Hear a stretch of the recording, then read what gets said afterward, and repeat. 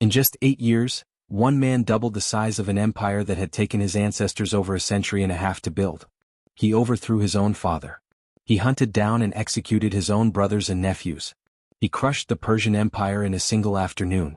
And he ended the story with the holiest cities in Islam under his control, and the title of caliph in his hands. Historians called him the Grim. His own soldiers feared him more than they feared the enemy. This is the story of Sultan Selim I, grandson of Mehmed the Conqueror, and the most ruthless empire builder the Ottoman dynasty ever produced. If you're into rulers who didn't just inherit power but tore it out of the world with their bare hands, hit subscribe right now, because this channel is about to take you through the most brutal reigns in history, one empire at a time. Selim was born in 1470, one of several sons of Sultan Bayezid II, and a grandson of Mehmed the Conqueror, the man who had taken Constantinople just 17 years earlier. In Ottoman succession there was no fixed rule of oldest son inherits. Every prince with royal blood was in theory equally eligible for the throne, which meant that every generation of Ottoman princes grew up knowing they were in a silent, lifelong competition with their own brothers, one that could only end when one of them wore the crown, and the others were dead. Selim was not his father's favorite. Bayezid, a relatively cautious and scholarly sultan, appeared to favor Selim's older brother, Ahmed, as his likely successor, and assigned Selim to a provincial governorship in Trabzon, a remote posting on the empire's northeastern frontier, far from the political center in Istanbul.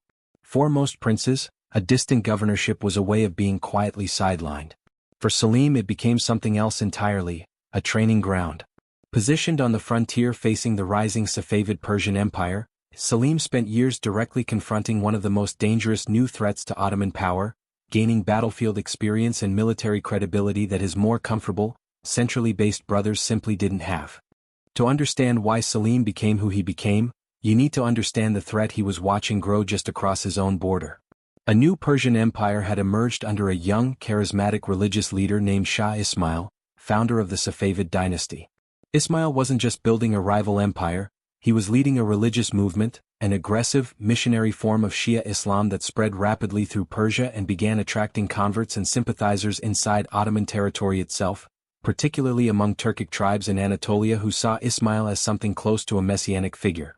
For the Sunni Ottoman state, this wasn't a distant, abstract problem. It was an existential one, threatening religious rebellion from within the empire's own borders. Selim, watching this threat metastasize firsthand from his posting near the frontier, became convinced that his father's cautious, defensive approach was actively endangering the empire's survival. While Bayezid hesitated, hoping to avoid a costly war, Selim grew increasingly certain that only decisive, aggressive military action could neutralize the Safavid threat before it grew too powerful to stop. Frustrated by his father's inaction and fearing that his rival brother Ahmed was being groomed as heir, Selim made an extraordinary decision. He rebelled against his own father, marching toward Istanbul at the head of his own troops in an open bid to seize power by force. This first attempt failed. Bayezid's loyal forces defeated Selim's army, and Selim was forced to flee into exile in Crimea, his political career seemingly finished, his rebellion crushed before it truly began. But Selim had one critical advantage that would ultimately save him: the loyalty of the Janissaries, the elite core of the Ottoman military, who had grown increasingly impressed by Selim's decisiveness and battlefield reputation, and increasingly frustrated with what they viewed as Bayezid's weak, indecisive leadership. In 1512, with Janissary backing swelling behind him, Selim returned from exile, and this time the outcome was different. Facing an army he could no longer control and a son he could no longer suppress, Bayezid was forced to abdicate the throne in Selim's favor. Officially, Bayezid died of natural causes shortly afterward while traveling into retirement, though many historians have long suspected that Selim ensured his father would never again pose a threat to his rule. Selim understood something about Ottoman succession that had haunted the dynasty for generations. As long as rival brothers and nephews with royal blood remained alive, the empire remained vulnerable to civil war, foreign manipulation, and endless plotting. Rather than risk this vulnerability, Selim did something that would define his brutal reputation for the rest of history. He systematically hunted down and executed his surviving brothers, along with their sons, his own nephews, eliminating every possible rival claimant to the throne in a ruthless, methodical purge. This practice, sometimes called royal fratricide, wasn't entirely new to the Ottoman dynasty. Earlier sultans had quietly tolerated similar purges as a grim necessity of dynastic survival.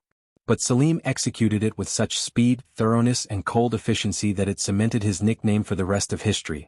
Selim Yavuz, Selim the Grim, sometimes translated as the Resolute or the Stern, but remembered popularly as something closer to ruthless. By the time the purge was complete, Selim stood as the sole, unchallenged heir of Mem's dynasty, with no living rival capable of contesting his throne.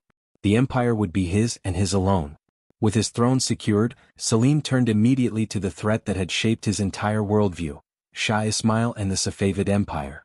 Before launching his invasion, Selim took an extraordinary and deliberately provocative step, reportedly sending Ismail a formal letter of declaration, openly denouncing him as a heretic and challenging him to open battle, a calculated act of psychological warfare designed to project unshakable confidence to both his enemy and his own troops.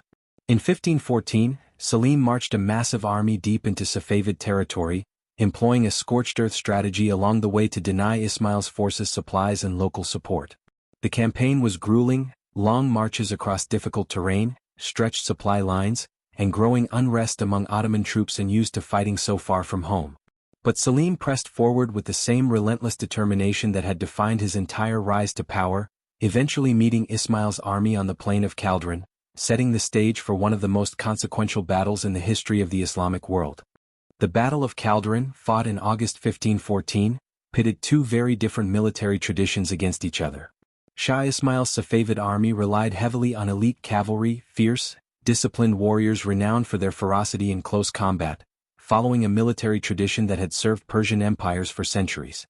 Selim's Ottoman army, by contrast, brought something Ismail's forces were tragically unprepared for: modern gunpowder weaponry, including devastating artillery and disciplined ranks of Janissary musketeers, arranged carefully behind a defensive barrier of chained wagons.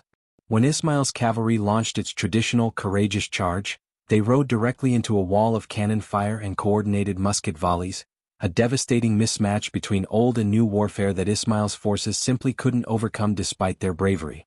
The Safavid army was crushed in a matter of hours. Ismail himself was wounded and narrowly escaped capture, fleeing the battlefield in what amounted to a personal and political humiliation from which his reputation as an invincible, quasi-divine leader never fully recovered. Selim, meanwhile, marched triumphantly into the Safavid capital of Tabriz shortly afterward, having neutralized, at least for a generation, the single greatest threat to Ottoman religious and political authority. With the Safavid threat contained, Selim turned his ambitions toward an entirely different rival: the Mamluk Sultanate, a powerful state ruling over Egypt, Syria, and the holiest cities of Islam, Mecca and Medina, themselves. The Mamluks were a unique and formidable military power, ruled by a warrior caste originally composed of enslaved soldiers who had risen through military merit to seize control of their own state, renowned for their historically undefeated reputation, having famously stopped both Crusader armies and Mongol invasions in earlier centuries. Tensions between the Ottomans and Mamluks had simmered for years, worsened by Mamluk sympathy toward the defeated Safavids and disputes over territory and trade routes. Selim, fresh off his victory at Chaldiran and unwilling to leave any regional rival unchallenged, turned his newly battle-tested army southward, beginning a campaign that few observers expected to succeed easily against a power with such a fearsome historical reputation. What followed stunned much of the Islamic world. At the Battle of Marj Dabik in 1516, Selim's gunpowder-equipped forces met the Mamluk army, still relying heavily on traditional cavalry tactics that had served them brilliantly for centuries but had not evolved to match the new realities of artillery and firearms. The result was a devastating Ottoman victory. The aging Mamluk Sultan himself died during the battle, reportedly from a stroke amid the chaos of defeat. Selim pressed his advantage relentlessly, continuing his campaign into Egypt itself, and at the Battle of Radania near Cairo in January 1517, he delivered a final, crushing blow to Mamluk resistance. Cairo fell shortly afterward. An empire that had proudly never been conquered, that had turned back Crusaders and Mongols alike across generations, collapsed within roughly a single year against Selim's forces. It was one of the most dramatic and rapid power shifts in Middle Eastern history. The conquest of the Mamluk Sultanate didn't just add new territory to the Ottoman Empire, it fundamentally transformed what the empire was. Almost overnight, Selim's realm nearly doubled in size and population, absorbing Egypt, Syria, and the Hijaz region of Arabia, including the two holiest cities in the Islamic world, Mecca and Medina. Selim adopted the title Servant of the Two Holy Cities, a position of immense religious prestige throughout the Islamic world. According to a tradition that later Ottoman sultans would actively promote, the last Mamluk-era Abbasid caliph in Cairo formally transferred the title and religious authority of caliph to Selim, symbolically making the Ottoman Sultan the supreme religious leader of the Sunni Islamic world, not merely its most powerful political and military ruler.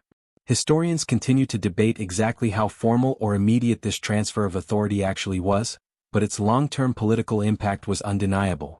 For centuries afterward, Ottoman sultans would claim the title of caliph, using it to reinforce their legitimacy and religious authority across the Islamic world for generations to come. Despite reshaping the map of the Middle East so dramatically, Selim's reign itself was remarkably brief, just 8 years on the throne from 1512 to 1520. He died in 1520 reportedly from an illness, either during a military campaign or shortly after returning from one, having spent nearly his entire time as sultan almost constantly at war, first securing his own throne through purges, then crushing Persia, then annihilating one of the most historically formidable powers in the Islamic world. In those 8 furious years, Selim had transformed the Ottoman Empire from a strong regional power centered primarily around Anatolia and the Balkans into a genuine world empire spanning Europe, Asia, and Africa, controlling immense new wealth, trade routes, and religious authority. He left this vastly expanded, wealthier, and more powerful empire to his son and successor, Suleiman, a young man history would soon come to know by an entirely different title, Suleiman the Magnificent, who would go on to preside over what many historians consider the absolute golden age of Ottoman power, built directly on the foundation his father's brutal, brilliant reign had created. Selim's legacy remains deeply complicated and controversial even centuries later. To his supporters and to many later Ottoman historians, he represented Ottoman strength and destiny at its most decisive, the ruler who neutralized the Safavid threat, who conquered the seemingly unconquerable Mamluks, who secured the holiest sites of Islam under Ottoman protection, and who transformed a regional power into a genuine global empire in less than a decade. To his critics, both then and now, Selim represents something darker. A ruler willing to eliminate his own father, execute his own brothers and nephews without hesitation, and pursue naked ambition with a ruthlessness that even his own contemporaries found genuinely frightening. Perhaps both interpretations are simultaneously true. Selim the Grim wasn't a builder of monuments or a patron of high culture in the way his son Suleiman would later become famous for. He was something more elemental, a man who understood with brutal clarity that empires aren't preserved through hesitation, and who was willing to pay almost any personal or moral price to secure and expand the power his family had spent generations building. In just 8 years, Selim the Grim took an empire built over a century and a half, and doubled it. He crushed an empire that had never lost a war. He claimed the title of caliph for his dynasty, and he handed his son a foundation so powerful, it would produce the single greatest era in Ottoman history.